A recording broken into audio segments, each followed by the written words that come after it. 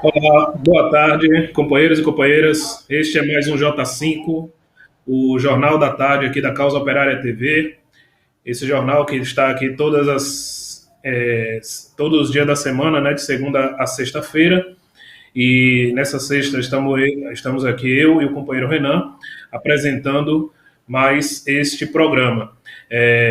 Já queria aqui deixar o pedido de sempre, né, para você poder curtir o nosso link da Causa Operária TV, curtir o link do programa, compartilhar pelos seus contatos, chamá-los a assistir o programa ao vivo. É muito importante esta sua contribuição. É assim, dessa forma que se faz a imprensa independente, operária e revolucionária, que é a Causa Operária TV. Né? A gente tem que pedir também para você, se possível, se inscrever no canal e principalmente se tornar membro, né? Se tornando membro, você pode, com uma pequena contribuição a partir de R$ 7,99, né, poder contribuir materialmente, né, financeiramente, para que a gente possa melhorar nossas estruturas. Né? Nós que fazemos essa imprensa revolucionária de forma totalmente independente da burguesia, né, e totalmente revolucionária, numa luta feroz contra a burguesia. Mas é isso aí. Queria passar aqui para o companheiro Renan para ele saudar os companheiros e companheiras que estão nos assistindo hoje. Boa tarde, Eric. Boa tarde aí aos companheiros e companheiras que acompanham a gente nesse Panorama Brasil, né? Dessa sexta-feira, véspera de mobilizações aí pela construção de um grande ato nacional pelo Fora Bolsonaro no próximo dia 19.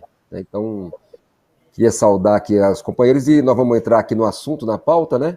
Mas de antemão convidar todos aqui que participem aí das plenárias de mobilização para colocar para fora o Bolsonaro que estarão ocorrendo por todo o país no dia de amanhã. Impulsionada pelos comitês de luta contra o golpe, pelo PCO e por diversas organizações que participaram das mobilizações aí do dia 1º de maio e também do dia 29 de maio. Exatamente. Estamos aí em clima de plena mobilização, né? Estamos chamando todos os companheiros para entrar nesse clima e realizar uma ampla convocação da população, da classe operária, dos oprimidos para estar nos atos, né, que vão acontecer em todo o Brasil no próximo dia 19. E essa plenária, a gente vai falar aqui mais à frente, é fundamental. Então vamos lá. Na pauta de hoje, a gente tem, como sempre, né, aí o governo Bolsonaro, e a sua novela com a questão da pandemia, né, e todo o oportunismo, né, que ele faz com a situação, né, continuando aí o genocídio da classe trabalhadora brasileira. Vamos falar também aí de manobras eleitorais, né, como é o tema do nosso programa aí, da esquerda, buscando aí uma aliança com setores direitistas, né, que a gente vai fazer aqui todo o comentário sobre. É uma pauta muito importante, tem tudo a ver, inclusive, com as mobilizações que a gente está falando. Vamos falar também das eleições no Peru, né, o andamento aí. Muita gente comemorou aí, está comemorando na esquerda, mas existem algumas ressalvas ainda a gente a fazer. Vamos falar também da questão da vacina em outros países. E vamos falar também da questão da pandemia, como está no Brasil, né? O avanço, os números, e é sempre bom a gente atualizar aqui, porque os dados, como são divulgados pela imprensa burguesa, sempre há uma grande manipulação, além da já conhecida subnotificação, né? Então, vamos lá. A nossa primeira notícia de hoje é sobre a questão exatamente do governo Bolsonaro aí e a questão da pandemia, né? No dia de ontem, numa coletiva no Palácio do Planalto, o Bolsonaro se empolgou, né, entre aspas, não é só isso, mas a gente vai falar aqui, se empolgou e foi falando logo que já queria liberar aí, já estava liberado o uso da máscara, né, para quem estivesse vacinado, né, e dizendo que já ia assinar um decreto para isso, para liberar, e etc. e tal, né? Dando continuidade a é mais um aspecto da política genocida dele, né? De negar as medidas protetivas, que a gente também reconhece que são paliativas, né? São parciais, não são nem de longe satisfatórias, mas não dá para negar também que o risco de uma pessoa quanto a se contaminar estando sem máscara é muito maior, né? Isso é negável, e todos os estudos que existem até agora, né, as informações, não vou dizer nem estudo, né, as informações, ainda que esparsas, superficiais, um pouco desconexas, sobre a proteção das vacinas, né, sobre as variantes e tudo mais, todas elas vão no sentido de que, por precaução, ainda se deve manter as medidas, né, do uso da máscara, da higiene em uma quantidade maior, né? Lavar as mãos, o uso do álcool em gel, limpar as superfícies, manter um certo distanciamento social, né? E isso é lógico que é recomendado. E aí ele já foi buscando fazer mais uma demagogia com o público, com o eleitorado genocida dele, né? Maluco dele, que essa é a situação. E hoje o ministro da Saúde, aí, o Marcelo Queiroga, foi perguntado se realmente estaria liberado, né? Aí, como a gente viu aí, como todo mundo viu na CPI aí, no circo da CPI, ele buscou sair pela tangente, né? O Marcelo Queiroga disse que não vamos avaliar o pedido do presidente, né? Porque existem alguns riscos envolvidos, alguns países estão fazendo, e vamos avaliar. Ou seja, buscou colocar panos quentes, né? Mas sem também desagradar o chefe dele, né? Que esse sentido aí do Marcelo Queiroga ficou muito claro na CPI aí, quando ele se equilibrou para não desagradar o patrão, né? O que até setores da direita aí criticaram o Queiroga por ser um médico vendido, né? Se vender por um cargo e não ter coragem de assumir o óbvio, né? Que todo país sabe que a política do Bolsonaro é de permitir a infecção generalizada pelo país, né? Com a tal, até de repente, com a tal teoria aí, a tese da imunização por rebanho. Então, a gente deve começar com esse tema aí. Queria que o companheiro Renan comentasse e também, de repente, trouxesse os números aí da pandemia como está, para a gente ver e, vamos dizer assim, linkar os dados, né, com a política genocida do governo Bolsonaro e do governo da direita também, né? Eu concordo aí com o que você colocou a respeito, em primeiro lugar, a respeito desse problema aí de que não é que a máscara é uma das, como é que se diz? É um dos instrumentos aí para você se precaver com relação à contaminação, mas você não deveria ser o único, né? E durante muito tempo, no Brasil, nós tivemos problema com máscaras de má qualidade, sem contar a falta de álcool gel que aconteceu aí no início da pandemia. Enfim, a coisa só não foi mais grave porque essas questões mínimas aí, em alguma medida, foram sendo sanadas, né? Mas, sem sombra de dúvida que é uma política consciente de genocídio, né? É impressionante como é que se diz? A decisão do Bolsonaro de expor conscientemente todo mundo ao vírus, né? Impressionante. Isso é uma coisa meio que chega assim às raias da loucura, né?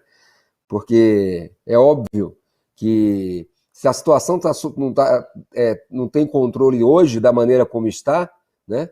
Você imagina todo mundo sem máscara, né? Quer dizer, é você assim, né? Falou, vamos brincar de ficar todo mundo doente, né?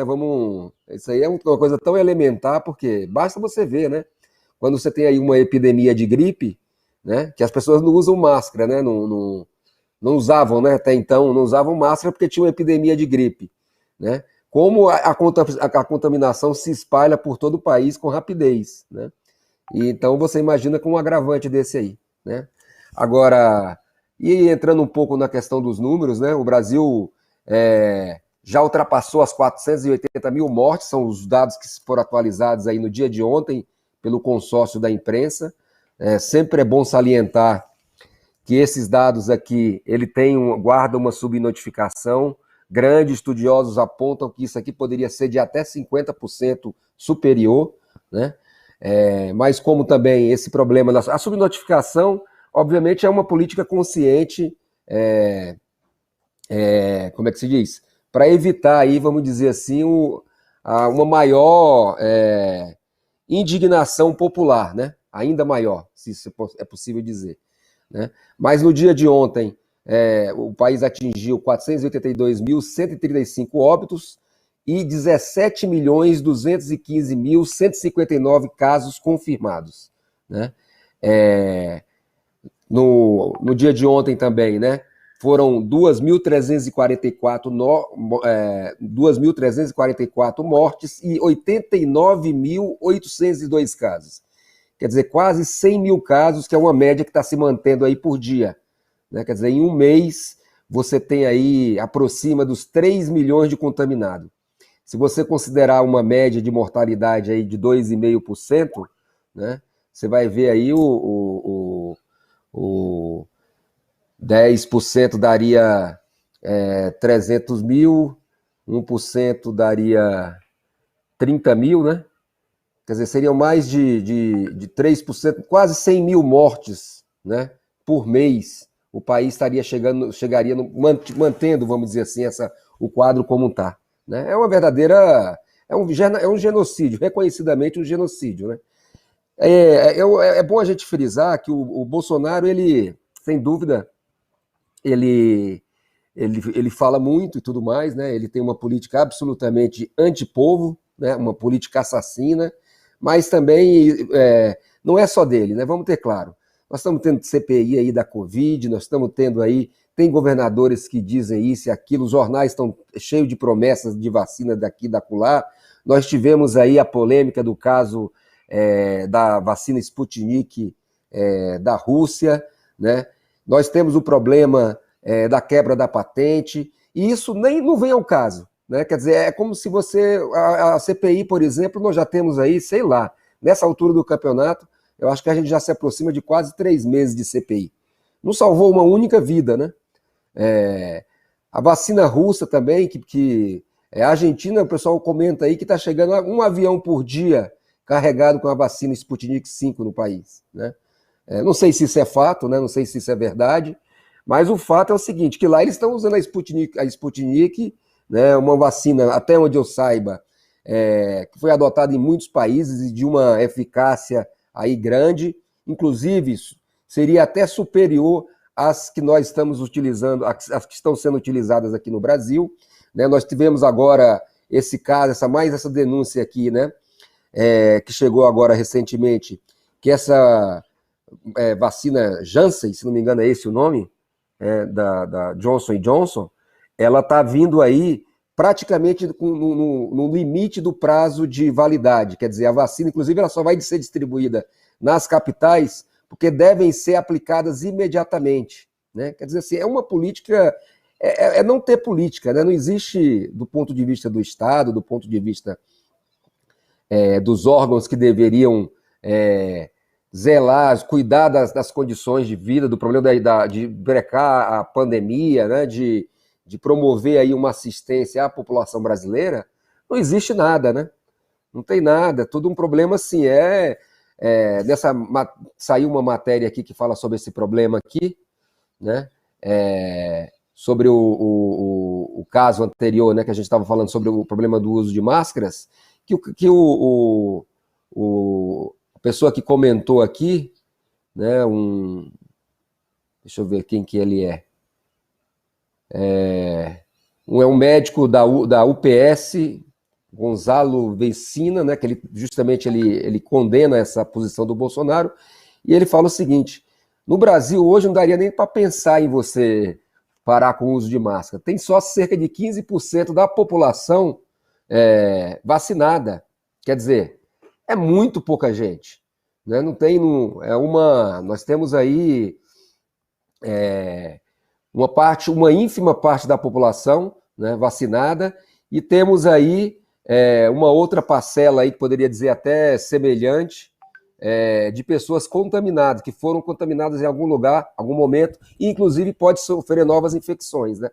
Quer dizer, tudo assim, né? Eu estava, só fazer um último comentário, Você vê, por exemplo, esse próprio problema aqui do quadro. Aí, óbvio, a imprensa vai lá, a média de morte dos últimos 15 dias, comparado com os últimos 15 dias, está menor. Aí começa toda aquela, como se 2.000 mortes diárias, praticamente isso aí, aliás, mais do que isso, 2.344 mortes diárias, fosse algum mérito, né, diante da evolução da doença, né? Mas nessa própria matéria aqui da imprensa que tratou desse problema dos números da pandemia, aponta o seguinte: tem estados, por exemplo, como o Ceará, que os números não estão. Eles mesmos reconhecem que os números não são verdadeiros. Tiveram problema de sistema, de apuração, sei lá, tem aqui como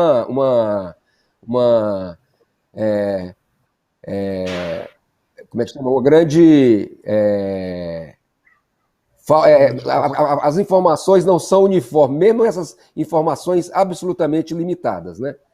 Então, é uma situação assim que aponta de absoluto. Nós continuamos da mesma maneira como na semana passada, como há um mês, e ao que tudo indica, se não houver muita luta, né, nós vamos continuar com essa situação daqui mais um mês, e aí não vão ser mais 480 mil mortos oficiais, mas vamos estar aproximando já das 600 mil mortos oficiais, né? Infelizmente, essa é a realidade que a gente está vivendo, mas nós do PCO, né, nós do Comitê de Luta contra o Golpe, acreditamos que há sim uma maneira de reverter esse quadro, e num curto espaço de tempo, ir às ruas, exigir vacina, exigir a quebra da patente, exigir o fora Bolsonaro. É possível, e nós temos condição de colocar o Bolsonaro para fora. Eu vou para você. Exatamente. E toda essa política aí tem gerado uma grande revolta na população, né? Ao contrário do que muitos setores colocam, né? Que o povo não reage, que o povo isso, que o povo aquilo. Na verdade, a gente tem uma grande manipulação, em primeiro lugar, né? Através da imprensa burguesa, que domina aí os grandes meios de comunicação, né, e que meio que cria uma realidade paralela da situação, como você falou aí, a questão dos números, estão forçando há muito tempo, desde o começo da pandemia, os números para que fique uma situação confortável para os grandes empresários, né, para que eles não tenham perdas, para que não haja interrupção da atividade, para que as fábricas não parem, para que os trabalhadores não fiquem em casa, etc. e tal, né, e é para isso que serve essa manipulação da imprensa. E aí a gente vê, por outro lado, o trabalhador no dia a dia sentindo, né? Mesmo setores de classe média. E aí eu vou pedir para a produção colocar um vídeo aí, que foi hoje, pela manhã, o Bolsonaro resolveu dar uma de popular, né? Como ele tem feito aí para dizer que tem popularidade, ele dispensou o transporte oficial, né, que é feito pela FAB, pelo avião da presidência, etc. e tal, e resolveu pegar um voo comercial em Vitória, do Espírito Santo, em direção a Brasília. E aí a gente vê o resultado, para o pessoal não ter dúvida se a população aprova ou não. Coloca aí, produção, por favor.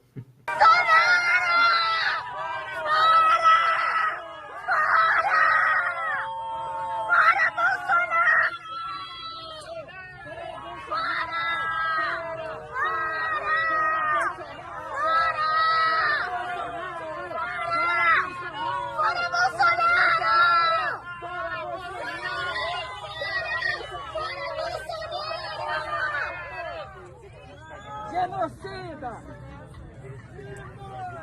Genocida! Genocida do caralho! Chora! Chora!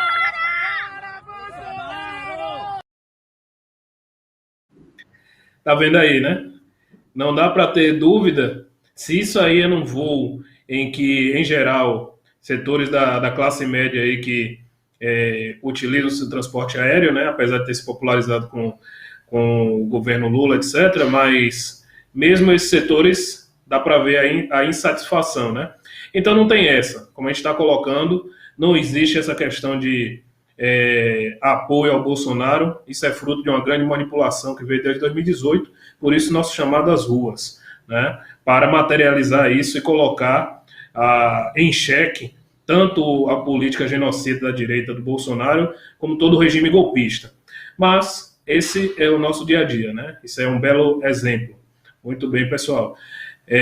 Vamos passar aqui para o tema central do nosso programa, que tem também relação com esse aspecto, né? A gente vai comentar aqui, tentar pegar os ângulos principais desse problema, que é o fato do deputado federal aí, o Marcelo Freixo, anunciou hoje pela manhã a sua desfiliação do PSOL, né, do Partido de Solidariedade e Liberdade, né, e a sua filiação ao PSB, Partido Socialista Brasileiro, que de socialista não tem nada, né, só o nome mesmo, que é, na verdade, um partido hoje que integra o regime burguês completamente, né, já há muito tempo, e é um partido completamente no espectro da direita aí, né.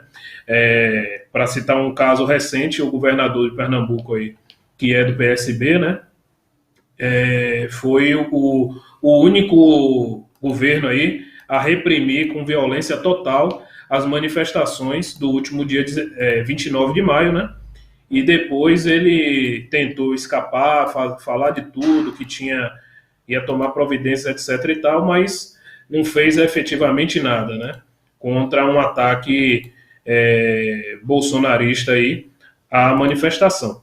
Bom, a gente teve esse anúncio do Freixo hoje, que ele foi, inclusive fez uma reunião, né, com Lula, com dirigente do PSOL, e foi, na verdade, um acordo, né, porque, inclusive, ele poderia ter o cargo ameaçado, né, de deputado, se caso o PSOL reivindicasse, né, uma questão de infidelidade partidária, né, o que é uma lei de caráter antidemocrático, né, mas na situação específica aqui a gente quer demonstrar que houve um arranjo, né, um acordo.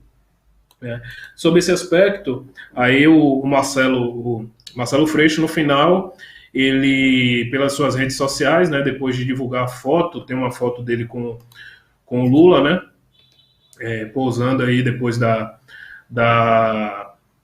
reunião, ele comentou, né, é urgente, entre aspas, é urgente uma ampliação do diálogo e a construção de uma aliança com todas as forças políticas dispostas a somar esforços na luta contra o bolsonarismo. É hora de colocarmos as nossas divergências em segundo plano para resgatarmos o nosso país do caos e protegermos a vida dos brasileiros. Bonito, né?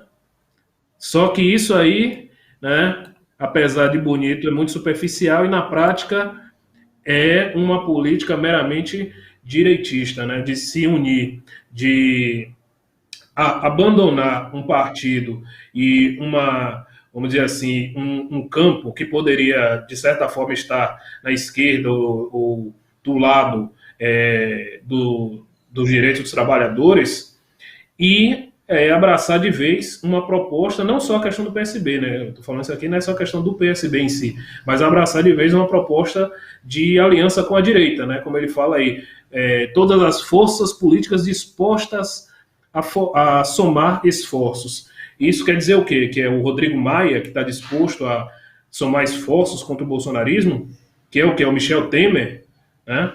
Que é o ACM Neto, esses democratas, porque, por exemplo, o ACM Neto é do mesmo partido do qual o Eduardo Paes foi durante tanto tempo, né? O DEM, o Eduardo Paes agora está no MDB, né, por conveniência, mas durante muito tempo ele estava nesse partido, que o Freixo agora está propondo fazer uma aliança, né, aí no Rio.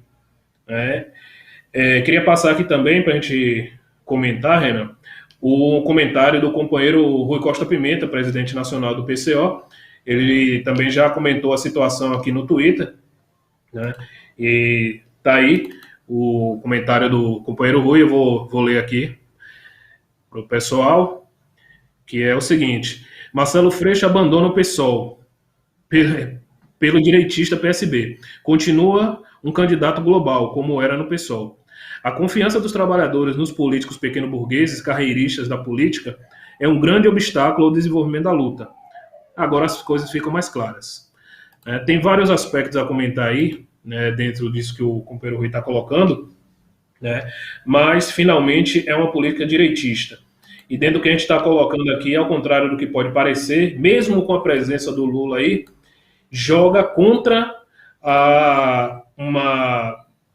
inclusive contra as mobilizações populares, né, inclusive contra a própria candidatura do Lula, né, e um amplo apoio popular à candidatura do Lula, porque esse é um acordo típico da esquerda pequeno-burguesa, um acordo por cima, né, sem apelo, sem apoio popular nenhum. É uma manobra meramente eleitoreira.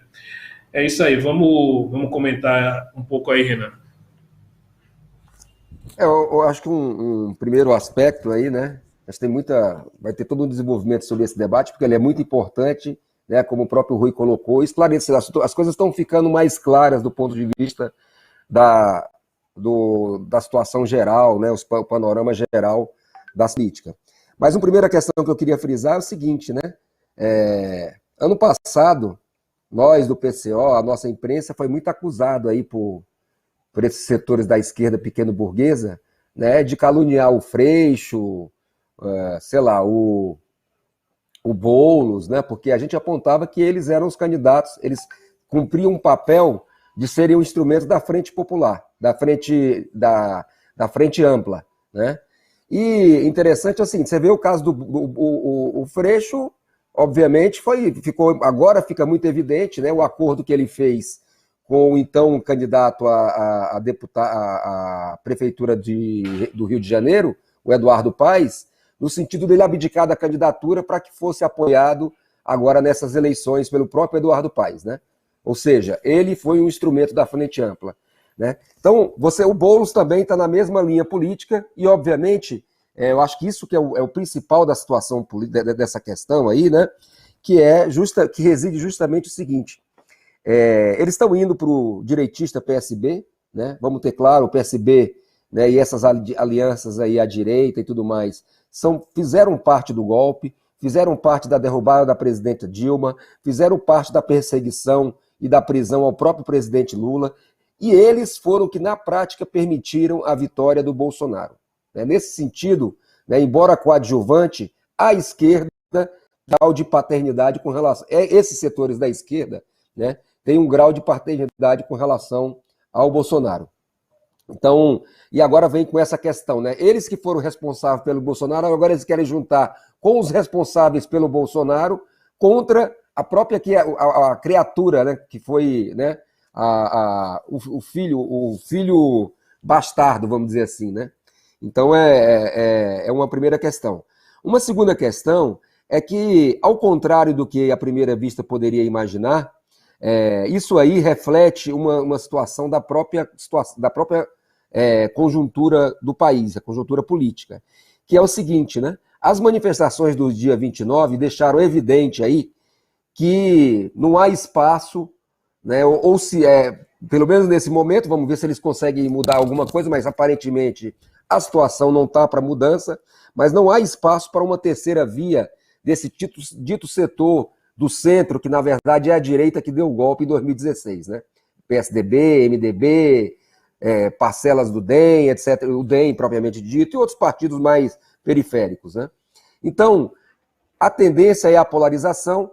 Nesse sentido, a tendência é que a direita se agrupe novamente em torno do Bolsonaro, e essa questão que está ocorrendo em torno do Lula, da Frente Ampla, na verdade, ao invés de servir como impulsionador da campanha do Lula, vai servir, né, justamente com um efeito contrário, ou seja, ao invés de você ter uma candidatura que se apoia nas massas, você vai se apoiar em torno de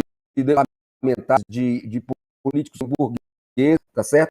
Que, no final das contas, vão tirar voto do Lula, né?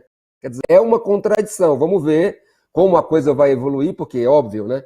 Isso aí é o que eles querem, né? Por exemplo, nós defendemos a candidatura do Lula, mas nós defendemos a candidatura principalmente como expressão das reivindicações dos trabalhadores. E a expressão das reivindicações dos trabalhadores é o povo na rua, é a derrubada do Bolsonaro, não é a conciliação.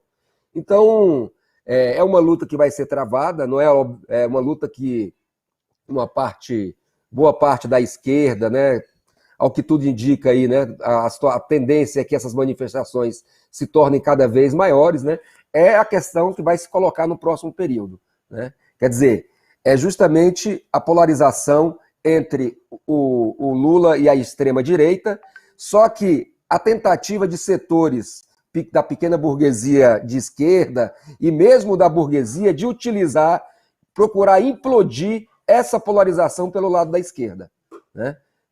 Apresentando o Lula como um candidato meio que assim amorfo, né? Não um candidato para disputar efetivamente com a extrema-direita. Uma situação dessa, né? Vamos ver como evolui, mas pode, inclusive, levar à derrota da sua candidatura, né? Porque é óbvio que o Bolsonaro vai radicalizar pela direita, isso aí é evidente, né?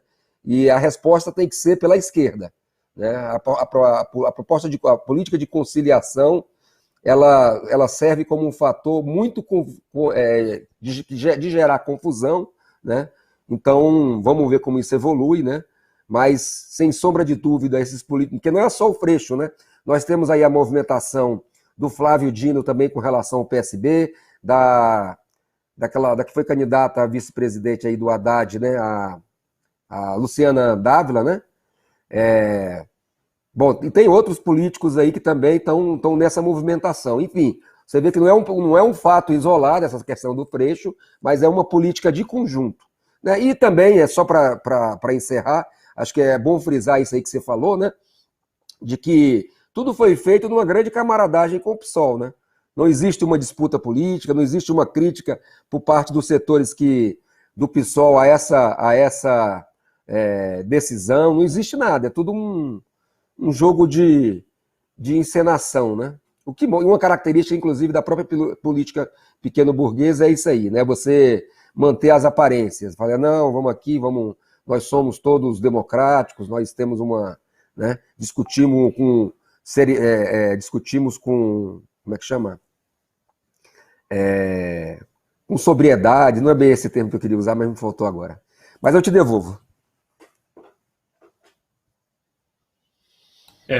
Exatamente, Renan.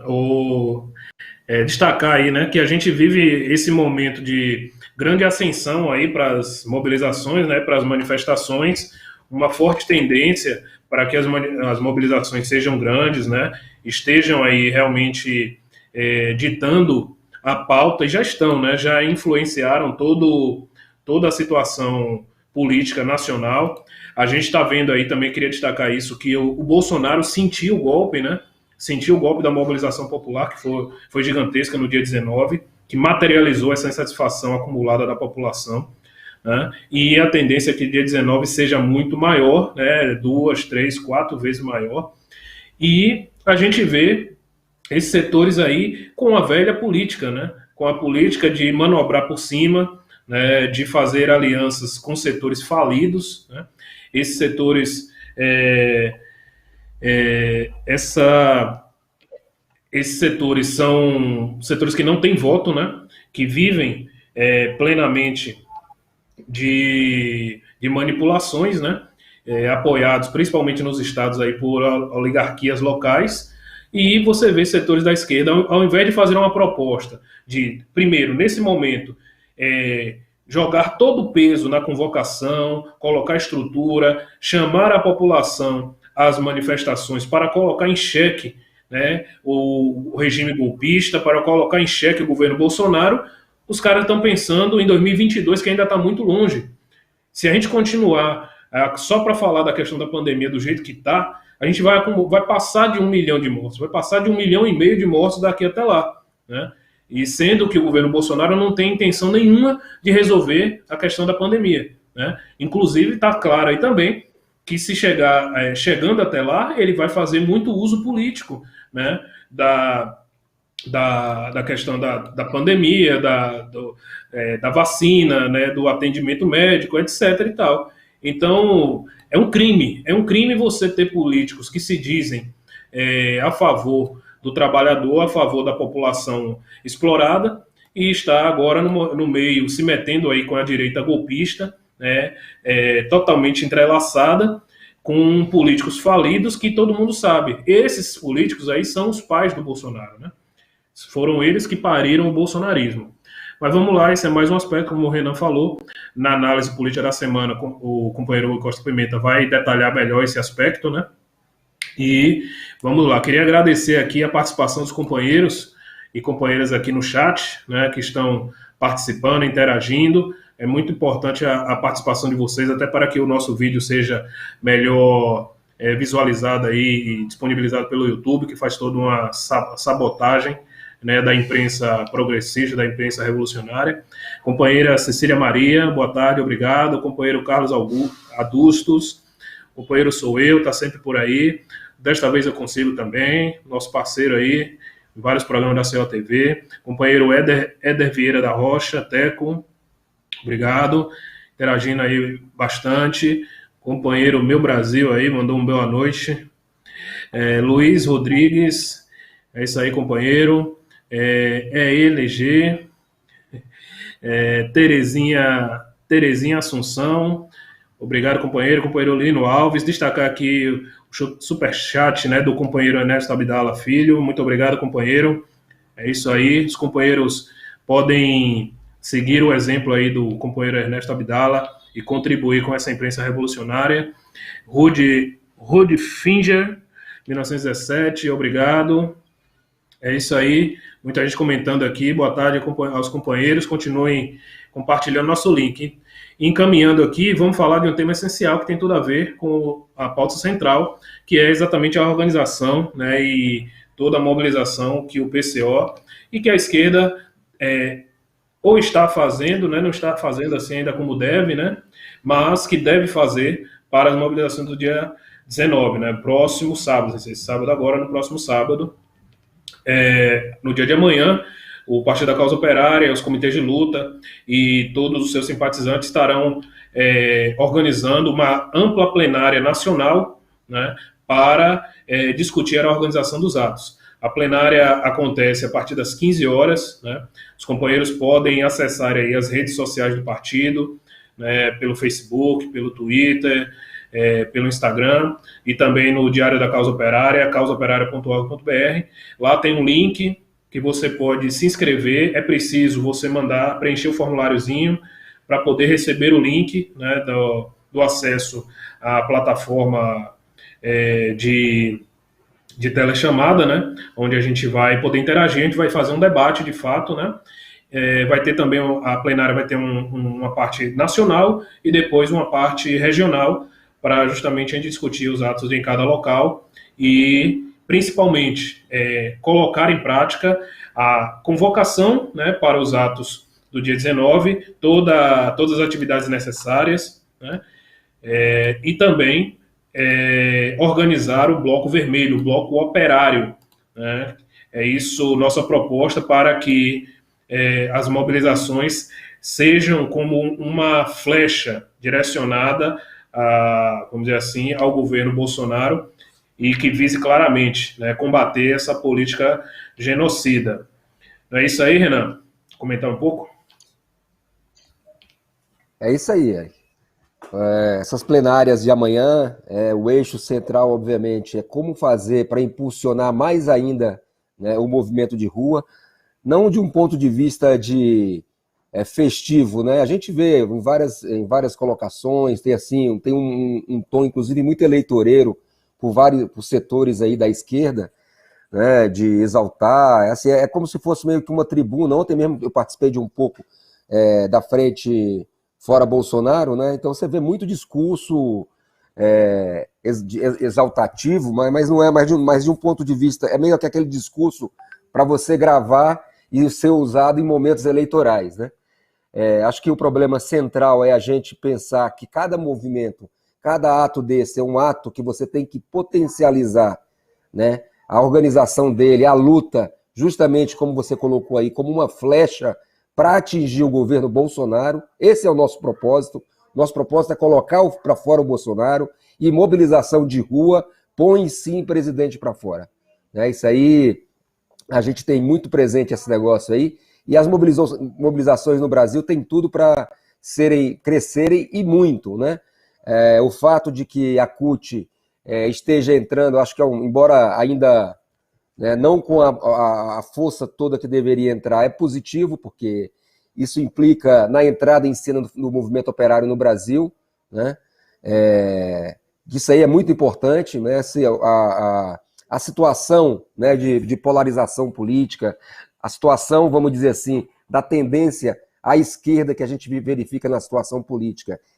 Isso atingindo aí, né, o movimento operário, a tendência a um ascenso dos trabalhadores do movimento operário de conjunto vai ser um fator decisivo na luta política, e nós temos que trabalhar firmemente nesse propósito, né? Enfim, o objetivo, então, da plenária é isso, a gente vê de um ponto de vista, nós estamos participando, nós, do PCO, os comitês de luta contra o golpe de todo o país, organizações, por exemplo, como a Frente Nacional de Luta, dirigida pelo companheiro José Rainha, movimentos nacionais de moradia, pela luta pela moradia, enfim, vários setores que estiveram conosco aí no 1º de maio, que ajudaram a gente a construir o 1º de maio, estarão participando dessa plenária, né, que nós acreditamos que vai ser um elemento forte, impulsionador, para fazermos aí um ato muito ativo, muito aguerrido,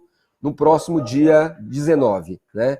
Particularmente com a constituição desse bloco vermelho. O objetivo nosso aqui é tentar evitar, impedir que as cores nossas nessas manifestações sejam tomadas, por exemplo, como ocorreu já em outros momentos, né, pelo verde e amarelo, por coisas do tipo. Não, nós temos que pintar as ruas do Brasil de vermelho e temos que falar claramente quais são os nossos objetivos, né, onde nós queremos chegar, né, para a população, para todo mundo. Né? Não temos que ficar dando uma para cobertar o que a gente pensa aí, para poder tentar agradar setores de tipo de classe média, ou isso ou aquilo, que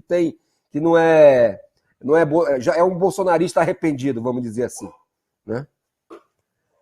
É isso, eu te devolvo. Exatamente, companheiro. Perdão. Diga aí. Perdão, eu só queria fazer um chamado. Nós estamos realizando essa atividade aqui em Brasília.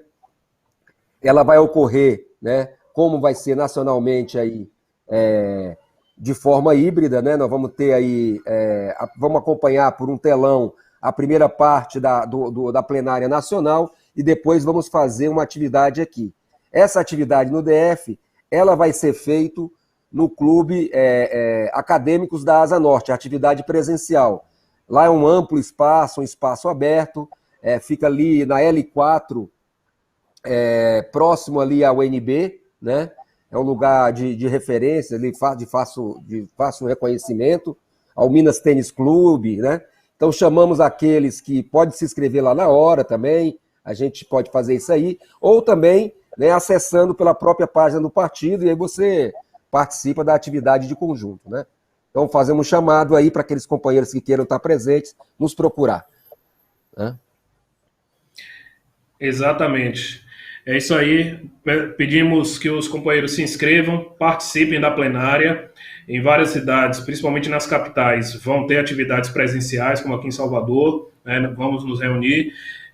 As baterias Zumbi dos Palmares, né? Bateria Popular Zumbi dos Palmares, estão sendo inauguradas, né? E vai ter ensaios em várias cidades, né?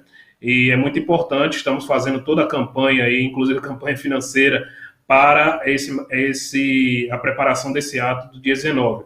Se programe, participe da plenária e se programe para estar conosco, todos os movimentos, todas as pessoas, né, toda a classe trabalhadora, por vacina para todos, a quebra das patentes, auxílio emergencial de um salário, pelo Fora Bolsonaro e todos os golpistas, pelo fim das privatizações, contra os ataques ao serviço público. Essa é a pauta dos trabalhadores no ato do dia 19. No mais, companheiros, é isso, obrigado. Obrigado a presença de todos. Fique por aí. Agora a gente tem o programa Não Compre Jornais, Minta Você Mesmo, comentando aí as manipulações da imprensa monopolista burguesa. Às 19 horas temos o programa Cineclube Luiz Buñuel e às 20h30 o programa Resumo do Dia com o companheiro Antônio Carlos. Amanhã, às 11h30, análise política da semana. Companheiros e companheiras, muito boa noite e é isso. Até mais.